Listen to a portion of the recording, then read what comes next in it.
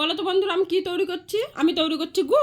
না না, তোমরা ভুল কিছু শোনোনি, আমি গুই বলেছি। তোমরা হয়তো অনেকে ভাবছো আমি গু কেন তৈরি করছি। তোমরা হয়তো অনেকেই দেখেছো আমার গুয়ের ভিডিওটা, আর যারা যারা দেখোনি তারা তারা অবশ্যই আমার চ্যানেলে গিয়ে ভিডিওটা দেখে এসো। তোমরা হয়তো অনেকে ভাবছো আমি গুটা তৈরি করছি দামি আটা কিনে এনে, কিন্তু না, আমি গুটা তৈরি করেছি রাসায়নিক আটা এনে, আর সঙ্গে ফুড কালার, যাতে অরিজিনালি গুয়ের মতো লাগে। জল, আটা আর ফুড কালার মেশাতে মেশাতে দেখো গাইস একদম গুয়ের মতো লাগছে।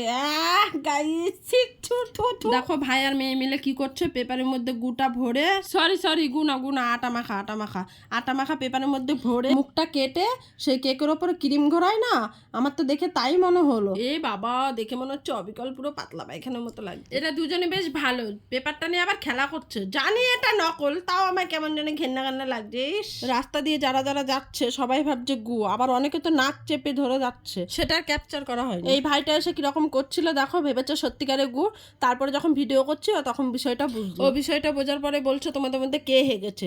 ও ভাবছে আমরা ভিডিও করার জন্য সত্যি হেগেছি। দেখো আমার মেয়ে রাস্তা দিয়ে হেঁটে হেঁটে আস্তে আস্তে নাটক করছিল, গুয়েতে পা দিতে গিয়েও দিল না। দেখো আমার মেয়ে ননদকে ধরে এনেছে, ও গুটা দেখার পর ওর রিয়াকশনটা দেখো।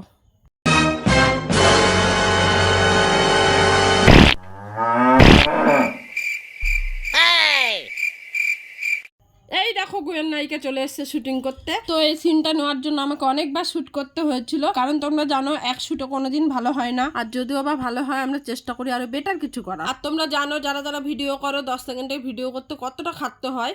তো আমার ভিডিও ভালো লাগলে তোমরা পাশে থাকবে, প্লিজ প্লিজ আমাকে একটু ফলো করে দিও। এবার দেখো গাইস, আমার ইচ্ছে না থাকা সত্ত্বেও আমাকে দিয়ে পা দিতে হবে গাইস। এবার এমন একটা মুহূর্ত, অটোটা চলে এসছে, আর আমাদের রাস্তাটা এত বড় গাইস যে অটো গেলে পাশে দাঁড়ানোর জায়গা থাকে না। দেখো গুয়ের শুট অলমোস্ট কমপ্লিট।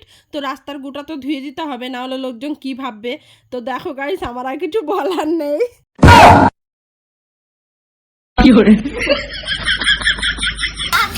বাড়ি কেউ ভেঙে গেলে বলবি 1000 টাকা নেবো। পরিষ্কার করে কিছু ঝাঁটার মাথা।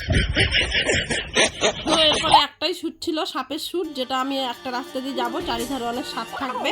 তো বাকিটা আমি আর কিছু বলবো না, ভিডিওটা আমার চ্যানেলে পোস্ট করা আছে, তোমরা অবশ্যই গিয়ে দেখে আসো।